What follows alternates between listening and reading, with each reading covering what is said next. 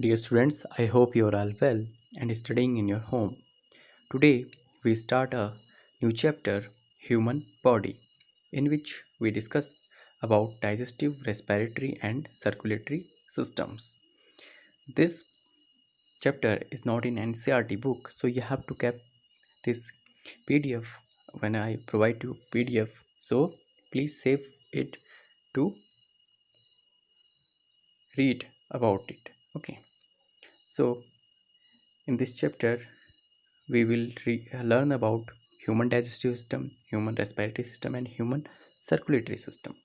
So first, we talk about human digestive system. There are various organ system in our body. In this chapter, we will learn about some of them. Okay, human digestive system. If we talk about human digestive system, as you see in figure, is an organ system through which food enters the body, is broken down into simpler substances, absorbed, assimilated, and the undigested food is thrown out of the body.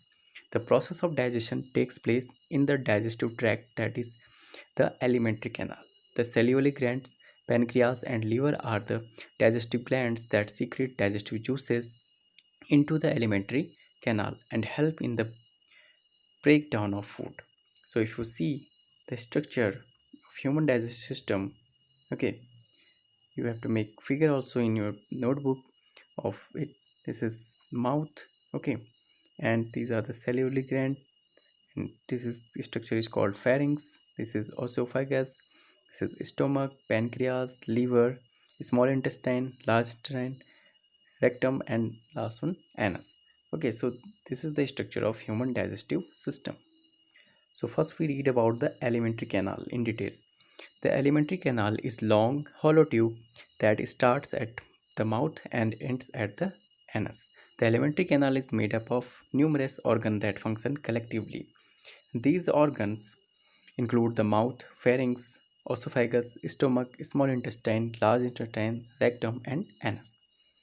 So first we read something about the oral cavity or the mouth. We start from the mouth because digestion of food is start from the mouth. Teeth, the tongue, and salivary glands are present in the oral cavity. An adult human being has 32 permanent teeth, you already know. These are of four different types: incisors, canines, premolar, and molars, as given in figure. The oral cavity is important for the ingestion of food and to a certain extent its digestion. So if you see, this is the structure of human teeth. Okay, this side one is called as incisor, and this type of structure, if you see from figure, these are the canines.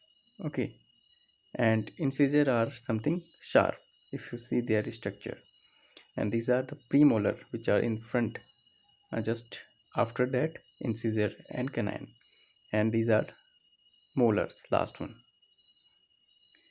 Now, pharynx. It is a wide muscular tube situated posterior to the oral cavity. It serves as the common pathway for food and air. Okay. Uh, when I taught you, you have to look into the figure also of digestive tract. Next is esophagus. It is a tube extended from the mouth to the stomach. It has longitudinal and circular muscles in its walls. Next is stomach. It is expandable, J-shaped, sac-like organ located on the left side of the abdominal cavity at the end of the esophagus. It has strong muscular walls. Gastric glands are present in the walls of the stomach, which secrete gastric juices containing hydrochloric acid and enzymes such as pepsin. Okay, if we see the structure, okay, this is stomach. Okay, whenever I taught you, you go to this figure also. Okay, stomach, it secretes gastric juices for the digestion of food. Next is small intestine. It is a narrow and extremely coiled tube present behind the stomach. It has parts three parts of small intestine is duodenum, middle one jejunum, and lower long is ileum. The inner wall of the small intestine contains numerous finger-like projections called villi. Each villi has projection called microvilli to increase the surface area. Okay, if you see the structure of small intestine, okay, parts of small and large intestine both are given here, but this one, okay, this one for the small intestine, this is duodenum part, okay, it is, and ileum, okay, part is here. So if you see the structure, and the other parts are off, and jejunum is also here. So outer side, this structure is for large intestine. Okay, when we read about it, then I will tell you. Next structure is large intestine. Okay, it is wider than small intestine but comparatively shorter in length. It has three parts: cecum, colon, and rectum. The cecum is pouch-shaped structure that connects the small intestine to large intestine. It leads to the colon. Colon is the largest part of the large intestine and is further subdivided into three parts: ascending, transverse, and descending colon. Rectum is lowest part of large intestine. It is located at the end of the descending colon. Now we move to the anus. Last part, the rectum opens to exterior through the anus. Okay. Now we read about some digestive glands. Salivary glands, liver, and pancreas are the digestive glands. Salivary gland, liver, and pancreas are the digestive glands. Other than several other small glands are present along the walls of the stomach and small intestine. The secretions of these glands are released into different organs of alimentary canal. First, we read about the salivary glands. In the oral cavity, there are three pairs of salivary glands. Okay, located above and below the jaws. Salivary glands secrete. If you see the structure, okay, this is the structure of salivary gland. The three, one, two, three. Okay, saliva. These secrete saliva contain an enzyme called salivary amylase. Okay, this enzyme help in the digestion of carbohydrate, mainly starch. So you will understand that the digestion of carbohydrate is start from the mouth. Okay, next is liver. Liver is the largest gland in the body. It is situated to the right, above the stomach, below the lungs. It secretes a fluid called bile into the small intestine. Bile produced by liver is temporarily stored in a small pouch located beneath the stomach called the gallbladder. Bile helps in the emulsification of fat, that is, breaking down of large fat globules into small droplets. So if you see the structure, is you are the digestive glands structure, it and it is liver. This is called liver. Okay, next is pancreas. Pancreas is the second largest gland in the body. It lies below the stomach, okay, in the fold of the duodenum. It secretes pancreatic juice into the duodenum, which contains enzymes for digestive proteins, carbohydrate, and fats. Okay, so by this statement, you can easily understand that the mainly food completely digested in the small intestine. Okay, because duodenum is the part of small intestine. Now we read about the process of nutrition. Okay, nutrition begins in the mouth as soon we take the first bite of food. So first is ingestion. Food is taken into the mouth, whereas it is broken mechanically into pieces by biting, chewing, and grinding. It is mixed with saliva, which softens it. Next is digestion in the mouth. Digestion of food begins in the mouth. Saliva present in the mouth contains an enzyme called salivary amylase. We already read about it. It breaks down the starch present in food to smaller molecules of sugar. Okay, means food digestion means, you can understand, student, that the complex organic matter or complex matter is to be break down into simpler matter, okay, or molecules. After through chewing and mixing with saliva, a semi mass of food called bolus is formed. This is then swallowed. In the stomach, then digestion start. Food from the mouth is pushed into the stomach via esophagus. This is added by the process of peristalsis. Okay, peristalsis movement is occurring through the alimentary canal, uh, which is a wave of muscular contraction that occur throughout a length of alimentary canal. Okay, it generally pushes the food. Hydrochloric acid. If we see about the walls of stomach secrete gastric juices containing hydrochloric acid and various enzymes including pepsin. Okay, so mainly stomach secrete these gastric juices in which hydrochloric acid and pepsin are present. HCl creates an acidic medium in the stomach and kills the bacteria that enters along with food. Pepsin is an enzyme which breaks down complex protein into simpler proteins called proteases and peptones. Stomach muscles churns the bolus with gastric juices to form a soupy liquid called chyme. Okay, chyme or chyme, anything you can say, which then passes to small intestine. Okay, then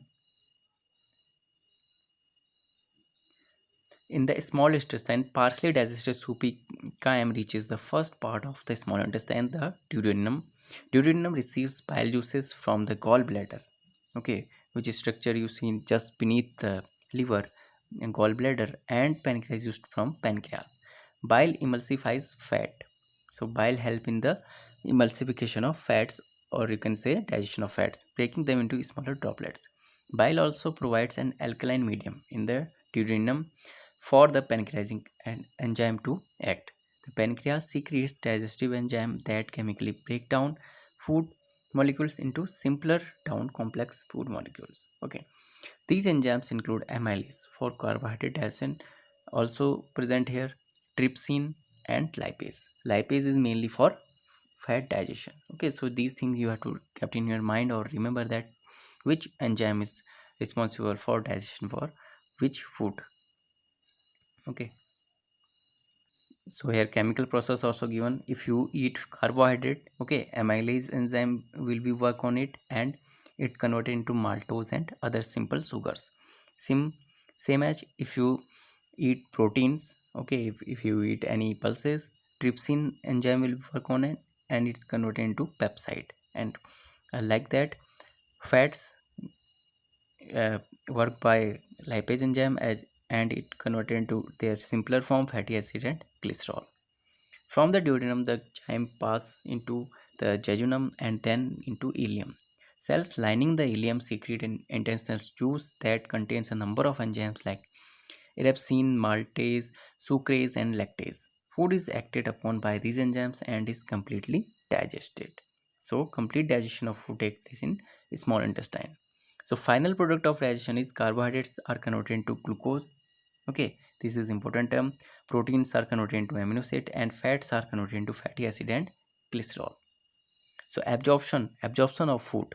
Okay, after eating glucose is formed, then how we will get energy when it absorbed by the small intestine.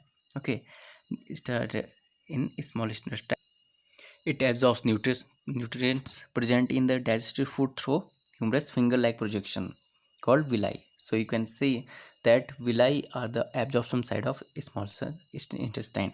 These are supplied with blood capillaries for the absorption of nutrients into the blood stream.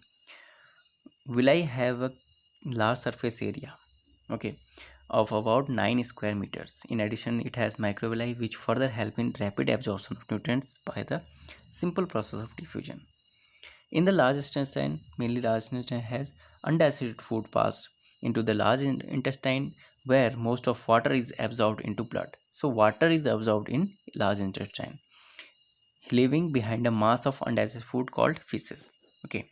Then next thing is assimilation. Digested food molecules that have been absorbed through the villi are transported via the blood vessels to the liver and finally all the body cells. Here they utilize the build to build new protoplasm and produce energy. Okay, means assimilation means production of energy mainly. Okay, this process is called assimilation. Role of liver. What is the role of liver in this process assimilation? Liver carries out a number of important functions as part of assimilation. It stores extra glucose as glycogen, okay, which can convert it back when body requires extra energy. Okay, so this is sometime when you feel so much hunger, students. Okay, if food is not given to you, after some time you will feel and that your hunger will be at your appetite will be go down. Okay, this is because the glycogen is stored by the liver and it again converted into glucose. It also detoxify the blood of harmful substances such as alcohol. As you know that after last product is alcohol of carbohydrate digestion, if it is not completely digested.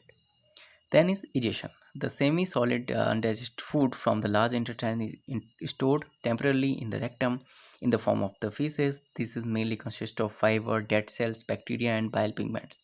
It is expelled out of the body at regular intervals through the anus. So this is the process, this is the full process or full digestive system of human beings. I hope you will understand. Now some questions for you that you have to give answer. Okay, I also send you PDF in answer, so you have to write this, you have to make this figure, okay, and observe the figure and answer these questions. So you have to answer these questions. Okay, thank you.